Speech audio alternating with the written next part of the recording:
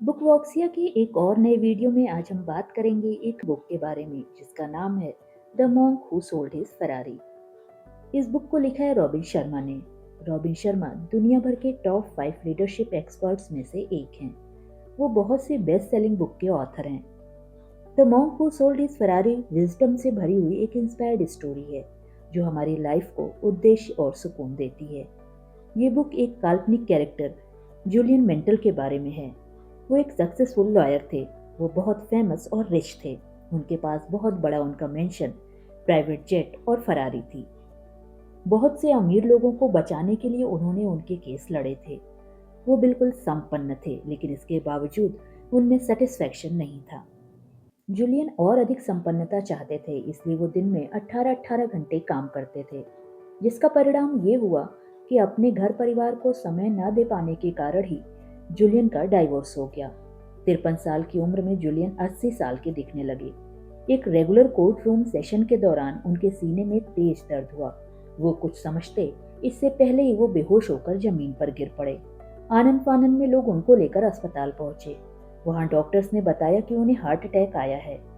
Julian को जब होश आया तो डॉक्टर ने उन्हें अपने आप पर ज्यादा प्रेशर नहीं डालने की सलाह दी, क्योंकि उनकी बॉडी और अधिक प्रेशर के लिए बिल्कुल भी तैयार नहीं थी।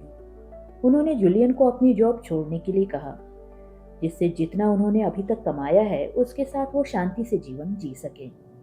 जूलियन अपनी पूरी लाइफ दूसरों को केसेस जिताते रहे, पर जब उनकी लाइफ के केस की बारी आई तो वो एक हारे हुए इंसान की तरह लगे। इस सच्चाई को समझने में उन्हें कुछ समय जरूर लगा, लेकिन वो धीरे धीरे अपनी गलतियों को महसूस करने लगे। एक सुबह उन्होंने एक साहसिक कदम उठाते हुए अपनी सभी भौतिक चीजों को बेच दिया, अपना मेंशन, प्राइवेट जेट और यहाँ तक कि अपनी फरारी भी। अब वो जीवन का सही अर्थ समझने की यात्रा पर निकल पड़े। उनकी ये यात्रा इंडिया में हिमालय के रहस्यमयी जगहों के लिए थी, जहाँ पर इंडिया के संतों का निवास होता था। ये संत कोई साधारण संत नहीं थे, बल्कि ये उन लोगों में से थे जो बहुत ही बुद्धिमान होते थे, जो किसी की भी आत्मा, शरीर और मन की क्षमता को मुक्त करने का सामर्थ्य रखते थे। जूलियन को अपने सूत्रों से पता चला कि ये संत एक नौजवान की तरह खुशी खुशी 100 साल से भी ज्यादा जीवित रहते हैं। जूलियन को एक संत मिले जो उनकी कहानी सुनकर उन्हें अपने साथ अपने रहस्यमयी गांव ले जाने के लिए तैयार हो गए। जूलियन शांति की खोज में उन संतों के साथ उन्हीं के गांव में रहने लगे। वहां उनका सामना संत योगी रमन से हुआ। जूलियन की लगन से प्रभावित होकर संत रमन ने उन्हें लाइफ के प्रिंसिपल सिखाने का फैसला किया, लेकिन उन्होंने एक शर्त भी रखी कि जूलियन ये ज्ञान सिर्फ अपने तक ही सीमित नहीं रखेंगे, बल्कि बाहरी दुनिया तक ये ज्ञान पहुंचाएंगे। फिर उन्हें संत एक कहानी सुनाने लगे। उन्होंने कहा, कल्पना कीजिए कि आप अलग अलग तरह के पेड़ पौधों और फूलों से भरे हुए एक सुंदर बगीचे में बैठे हैं और आसपास पक्षी चहचहा रहे हैं।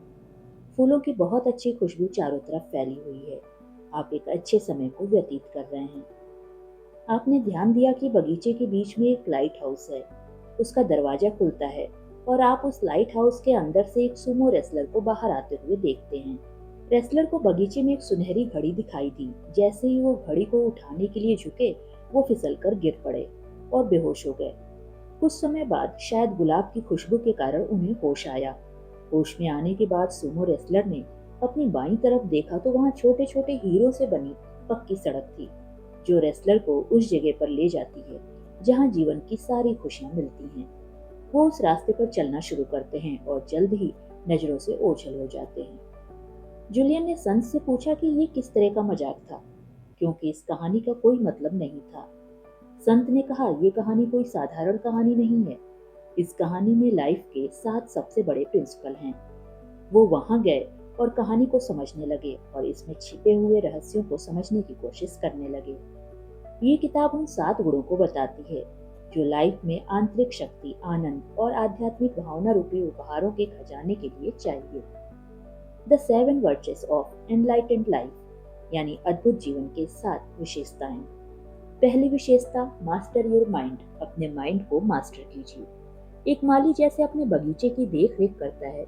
उसमें अपने हिसाब से बीज बोता है, पौधों को लगाता है, उनमें खाद, पानी और धूप की व्यवस्था करता है, फिर उनसे मनचाहा फल फूल प्राप्त करता है। ठीक वैसे ही हम भी अपने विचारों को सुधार कर अपने जीवन को सुधार सकते हैं। जैसे विचार हमारे मन में रहेंगे वैसा ही हमारा जीवन बनेगा। अपने मन से नकारात्मक विचारों को बिल्कुल खत्म कर देना पॉसिबल नहीं है, लेकिन नेगेटिव विचारों का आप पर हावी होना बगीचे के उन पौधों के समान है जिनको कम खाद और पानी मिलता है। जब आपके मन में नेगेटिव विचार आते हैं तो आप उन विचारों को पॉजिटिव थॉट्स में बदल सकते हैं।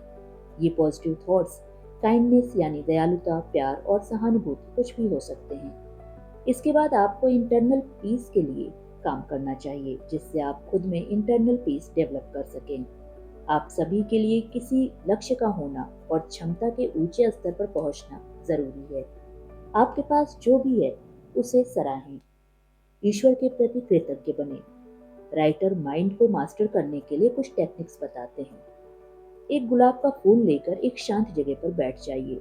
फिर गुलाब के बीच के हिस्से को देखिए, उसके कलर, टेक्सचर और डिजाइन को नोटिस कीजिए। शुरुआत में आपको भटकाव महसूस होगा, लेकिन ये सिर्फ अनट्रेन्ड माइंड का सिम्टम है।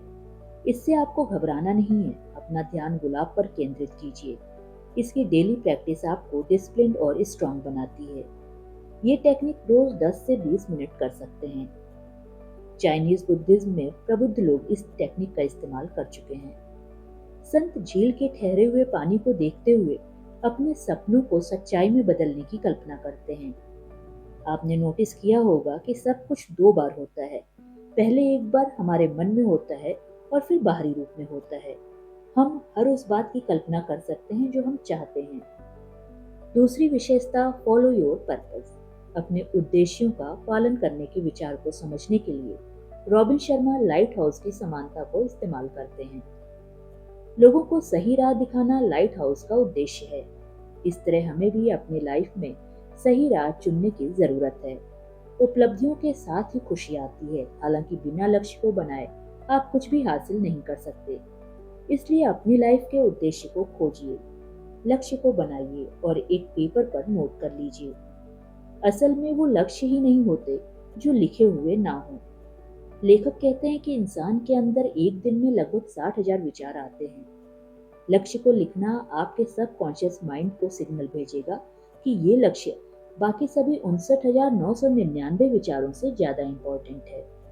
फिर इन लक्ष्य को पूरा करने के लिए सबकॉन्शियस माइंड आपको एनर्जी देगा। अपनी लाइफ के काम की खोज करना और फिर महसूस करना स्थायी पूर्ति लाता है। अपने पर्सनल, प्रोफेशनल और स्पिरिचुअल लक्ष्य को बनाइए और फिर इनको पूरा करने के लिए हिम्मत रखिए। आपको ऐसे कामों को करना होगा जो आपके कंफर्ट जोन को खत्म करते हैं। अपने पर्पस को फॉलो करने के लिए 5 स्टेप मेथड राइटर ने बताए हैं। Have a clear vision of your outcome, यानी अपने परिणामों के लिए एक स्पष्ट नजरिया रखिए। Create positive pressure to keep you inspired, means अपने आप को प्रेरित रखने के लिए एक पॉजिटिव दबाव बनाइए। Never set a goal without attaching a time line to it, यानी बिना समय सीमा तय किए कोई उद्देश्य नहीं रखिए। Stay with your goal for 21 days, means 21 दिन तक अपने उद्देश्य के साथ बने रहिए और इस पूरे प्रोसेस को एंजॉय कीजिए। तीसरी विशेषता है काइजन की प्रैक्टिस कीजिए। ये इम्प्रूवमेंट और बेस्ट बनने का एक जैपनीज तरीका है। ये लगातार सीखने और सुधार लाने में मदद करता है।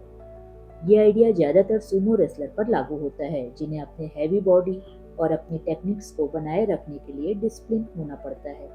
ये एक प्रक्रिया है जिसमें लाइफ के गंभीर क्षेत्र में, बिजनेस में और काम में सुधार और अपना बेस्ट करना शामिल है। खुद पर मास्टरी हासिल करना ही लाइफ में मास्टरी हासिल करने का डीएनए है। सफलता की शुरुआत अपने अंदर से ही होती है। आपको जो चाहिए आप वो अट्रैक्ट नहीं करते, आप जो हैं आप वो अट्रैक्ट करते हैं। माइंड, बॉडी और सोल को लगातार निखारने से ज्ञान का उदय होता है। निरंतर साधना का अर्थ है अपने मन का विकास। काइजन को प्रैक्टिस करने की सबसे इफेक्टिव टेक्निक है, जिससे आप डरते हैं वो काम कीजिए। लगातार ऐसे डर भरे कामों को करने से आपको हमेशा के लिए डर को खत्म करने की प्रेरणा मिलेगी। राइटर अच्छे जीवन के लिए 10 एंशिएंट रिचुअल बताते हैं। The 10 ancient rituals for radiant living. पहला है रिचुअल ऑफ सॉलिट्यूड, यानी एकांत का रिचुअल। रोज 15 से 20 मिनट शांति में बिताइए। दूसरा रिचुअल है रिचुअल ऑफ फिजिकलिटी, शरीर से संबंधित रिचुअल। अच्छी एक्सरसाइज के साथ रोज अपने शरीर को पूरा पोषण देना। तीसरा ritual ritual of life nourishment, भरपूर पोषण का रिचुअल। ताज़ी सब्जी, फल और अनाज से अपने पेट को भर दीजिए। चौथा है रिचुअल ऑफ अबंडेंट नॉलेज, अधिक से अधिक ज्ञान का रिचुअल। हर दिन कम से कम आधे घंटे पढ़िए, जो भी टॉपिक पढ़िए उसके बारे में स्पेसिफिक रहिए। पांचवें नंबर पर है रिचुअल ऑफ पर्सनल रिफ्लेक्शन, खुद को जानने का रिचुअल। हर दिन खुद को जांचिए, जहां आपसे गलती हुई है उन्हें ढूंढिए, अपने हर मिस्टेक से सीखिए और कोशिश कीजिए कि अगली बार उसे ना दोहराएं। छठा है रिचुअल ऑफ अर्ली अवेकिंग, सुबह सोकर जल्दी उठने का रिचुअल। हर रात आपको 8 घंटे की नींद नहीं चाहिए, इसकी जगह अपनी नींद की क्वालिटी को सुधारिए और जल्दी उठिए, सूर्योदय से पहले उठ जाइए। सातवां है रिचुअल ऑफ म्यूजिक, जब आप थका हुआ महसूस करें तो संगीत बजाइए, संगीत एक अच्छा मोटिवेटर बन सकता है। आठवां है रिचुअल ऑफ स्पोकन वर्ड, मुंह से निकलने वाले शब्द का रिचुअल। अपने आप से पॉजिटिव बात कीजिए, जिसे आप कभी भी अपने उद्देश्य को पाने के दौरान इस्तेमाल कर सकें। नौवां है रिचुअल ऑफ कॉन्ग्रुएंट कैरेक्टर, एक जैसा स्वभाव होने का रिचुअल। आपकी आदतें साथ मिलकर आपके कैरेक्टर को बनाती हैं, ये कैरेक्टर ही आपकी किस्मत बनाएंगे। और आखिरी है रिचुअल ऑफ सिंप्लिसिटी, सादगी का रिचुअल। कम जरूरतों के साथ सिंपल लाइफ को जिए, कम में संतुष्ट रहना सीखिए। अब राइटर चौथी विशेषता बताते हैं, द पावर ऑफ डिसिप्लिन, अनुशासन की शक्ति। अनुशासन की धारणा आपको हमेशा छोटे साहसी काम करने में प्रेरित करेगी। आपके साहसी काम आपको और अधिक साहसी बनाने में हेल्प करेंगे। लगातार छोटे साहसी काम करना डिसिप्लिन को बिल्ड करता है। आप बड़े साहसी काम भी आसानी से कर सकते हैं, बशर्ते आपको रोज पूरे लगन से काम करना होगा। सेल्फ डिसिप्लिन को आप जितना निखारेंगे वो उतना ही मैच्योर होता जाएगा और बढ़ता जाएगा। रॉबिन शर्मा डिसिप्लिन बिल्ड करने के लिए एक मंत्र देते हैं और बताते हैं कि एक दिन में कम से कम इसे 30 बार दोहराइए। मैं जो दिखता हूँ उससे कहीं बेहतर हूँ, सारे संसार की शक्तियाँ मेरे अंदर हैं। इसके बाद आप पूरा दिन शांति में बिताइए। पांचवी विशेषता है रिस्पेक्ट योर टाइम, टाइम को रिस्पेक्ट कीजिए। टाइम सबसे कीमती चीज है। हम सबके पास 24 घंटे होते हैं, पर टाइम का सही इस्तेमाल सफल और एवरेज इंसान को अलग करता है। टाइम रेत की तरह हमारे हाथों से निकलता रहता है और वापस कभी नहीं आता। टाइम मास्टरी ही लाइफ मास्टरी है, इसलिए अपनी प्रायोरिटीज पर ध्यान दें और तालमेल बनाए रखें। टाल मटोल करना एक आदत है जो हम सबके पास है और ये हमारे टाइम को खराब करती है। ऐसा नहीं है कि आपको हमेशा काम करते रहना चाहिए, जबकि जरूरी काम करके लाइफ को और सिंपल बनाइए।